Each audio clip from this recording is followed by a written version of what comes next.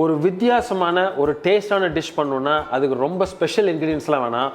உங்கள் வீட்டில் இருக்கிற பொருளை வச்சு அருமையாக பண்ணிடலாம். ஏன்னா அந்த ரீசைக்கிள்டு டிஷ்னு வீட்டில் சிலது பண்ணுவாங்க, ரொம்ப டேஸ்ட்டாக இருக்கும், ரொம்ப ஈஸியாக பண்ணிடுவாங்க. அதையே கொஞ்சம் வித்தியாசமாக கொஞ்சம் ஸ்பெஷலாக பண்ண அப்படி இருக்கும். அதான் நீ கான்செப்ட்டு. இன்றைக்கி நான் பண்ணுறது ஒரு வித்தியாசமான பஞ்சியான idli upma. I am Sundar. Welcome to Recipecheckr.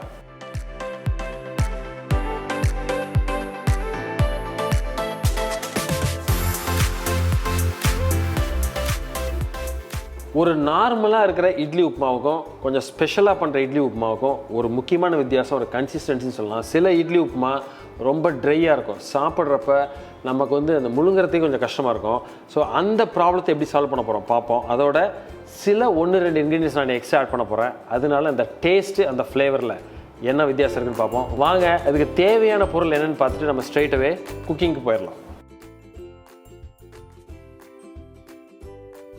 என்ன பண்ணுறேன், இன்றைக்கி ஒரு பேன் எடுத்துக்கிறேன். இந்த இட்லி உப்புமாவுக்கு நம்ம நல்லெண்ணெய் தான் யூஸ் பண்ண போகிறோம். ஏன்னா நல்லெண்ணெயில் எப்பொழுதுமே ஒரு நல்ல ஒரு ஃப்ளேவர் கிடைக்கும். ஸோ இன்றைக்கி என்ன பண்ணுறேன், ஒரு 5 இட்லி எடுத்திருக்கேன். ஸோ யூஸ்வலாக பார்த்தீங்கன்னா வீட்டில் ஒரு 4லேருந்து 5 இட்லி எப்பொழுதுமே மீதி இருக்கும். அதை கொஞ்சம் வித்தியாசமாக பண்ணுறது தான் பண்ண போகிறோம் இன்றைக்கி. இதுக்கு தேவையாக ஒரு டேபிள் ஸ்பூன் அளவுக்கு நல்லெண்ணெய் எடுத்துக்கிறேன்.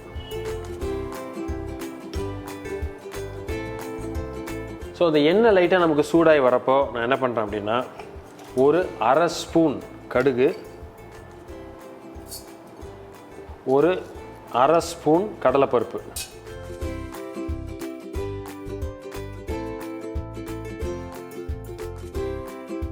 ஒரு 1/2 ஸ்பூன் உளுத்தம்பருப்பு,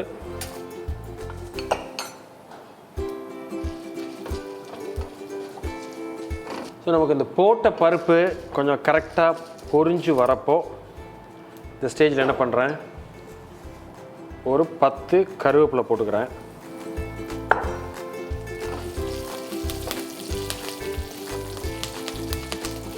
இதுக்கு தேவையான காரத்துக்கு பொடியாக வெட்டின பச்சை மிளகா ஒரு 1.5 டீஸ்பூன்,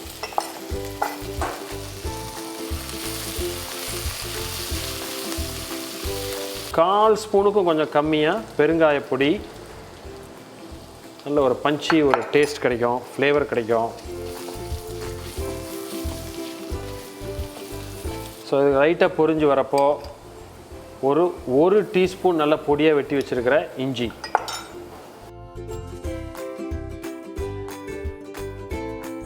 இப்போது பொடியாக வெட்டி வச்சுருக்கிற ஒரு பெரிய வெங்காயம்,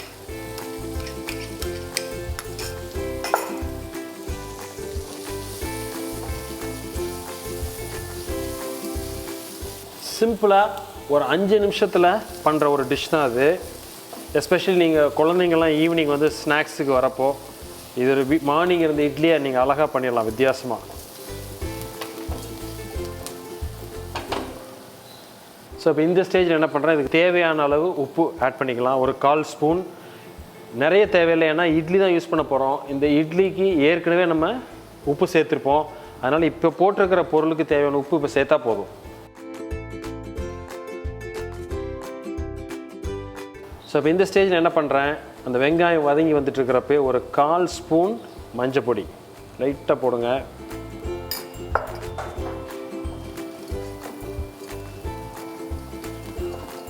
இந்த மஞ்சள் பொடி சேர்த்து நமக்கு ஓரளவுக்கு லைட்டாக அந்த மாதிரி வதங்கி வரப்போ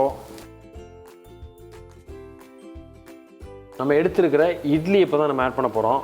ஒரே ஒரு சிம்பிள் டெக்னிக் இதில் எப்படின்னா, இட்லி அப்படியே உதுத்து விடாமல் ரொம்ப ட்ரை ஆயிரும். ஏன்னா இதே ஆல்ரெடி ஒரு ட்ரை தான் சாப்பிட்றப்போ கரெக்டாக ஒரு மவுத் ஃபீல் கிடைக்கிறதுக்கு நான் என்ன பண்ணுறேன் அப்படின்னா, இட்லியை நான் என்ன பண்ணுறேன், எடுத்து தண்ணியில் ஒரு பவுலில் இந்த மாதிரி எடுத்து வச்சுட்டு தண்ணியில் இந்த மாதிரி டிப் பண்ணிக்கிறேன். ஸோ அந்த இட்லி மேலே இருக்கிற ட்ரைனஸ் எல்லாம் ஓரளவுக்கு சோக் ஆயிரும். ஸோ இதை நான் என்ன பண்ணுறேன் அப்படின்னா, கையில் மாதிரி உதுத்து விட்டுறேன்.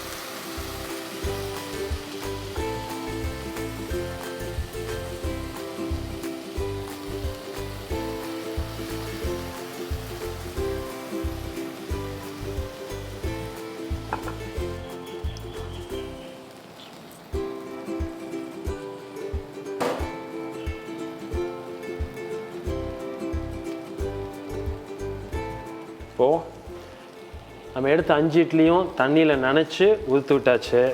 ஸோ அப்போ இது மாதிரி அழகாக ஒரு வாட்டி நம்ம டாஸ் பண்ணிடலாம்.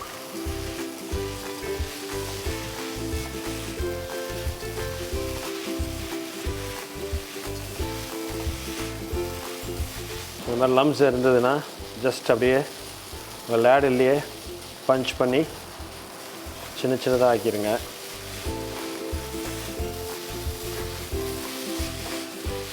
இன்னொரு முக்கியமான ஒரு டெக்னிக் அப்படின்னா, இந்த மாதிரி நம்ம இட்லி வந்து நம்ம நனைச்சி போடுறப்போ இந்த குக்காகிறது வந்து இந்த மசாலா எல்லாம் ஓரளவுக்கு நம்ம ஆட் ஆகி ஓரளவுக்கு நமக்கு ஸ்மூத்தாக இருக்கும். ரொம்ப ஈவனாக குக்காகி மிக்சிங் வந்து நமக்கு ஈவனாக இருக்கும்.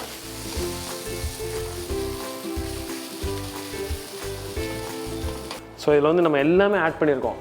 ஆனியன், பச்சை மிளகா, இஞ்சி, பெருங்காயம். ஸோ எல்லா ஃப்ளேவருமே இதில் நமக்கு ஒரு ஈவனாக ஒரு பியூட்டிஃபுல்லாக வெல் பேலன்ஸ்டாக இருக்கும்.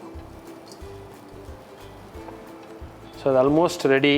ஸோ இந்த ஸ்டேஜில் நான் என்ன பண்ணுறேன் அப்படின்னா, கொஞ்சம் பொடியாக வெட்டி வச்சுருக்கிற கொத்தமல்லி இதில் உதுத்து நம்ம ஆட் பண்ணிக்கலாம்.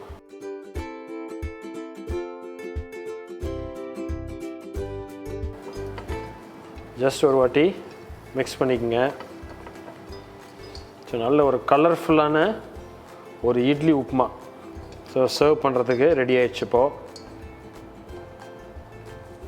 ஸோ நம்ம எல்லாமே காரம் எல்லாம் வெல் பேலன்ஸ்டாக போட்டிருக்கோம். ஸோ இதுக்கு எதுவுமே தொட்டுக்க தேவையில்லை. அப்படியே ஒரு பவுலில் ஒரு ஸ்பூன் கொடுத்துட்டா குழந்தைங்களுக்கு சாப்பிட்றதுக்கு ரொம்ப ஈஸியாக இருக்கும். அது டன். ஸோ கிச்சனுக்கு போய் ஒரு 10 நிமிஷத்தில் அங்கே இருக்கிற பொருளை வச்சு ஒரு அருமையான இட்லி உப்புமா சிம்பிளாக பண்ணிடலாம். இதுக்கு வந்து தேவையான பொருள் அப்படின்னு ஸ்பெஷலாக எதுவுமே கிடையாது. உங்கள் கிச்சனில் என்ன இருக்கோ அதவே யூஸ் பண்ணி தான் நம்ம பண்ண போகிறோம். அதே மாதிரி வீட்டில் மார்னிங் யூஸ் பண்ணி இட்லி இருந்தால் அதான் நம்ம யூஸ் பண்ண போகிறோம். ஸோ இது பிடிச்சிருக்குன்னு நினைக்கிறேன். பிடிச்சிருந்தா எங்களுக்கு ஒரு தம்ஸ் அப் கொடுங்க, ஃப்ரெண்ட்ஸோட ஷேர் பண்ணுங்கள். இதே மாதிரி இன்னொரு நாள் இன்னொரு வீடியோவில் மீட் பண்ணுறேன். அது வரைக்கும் ஹாப்பி குக்கிங்.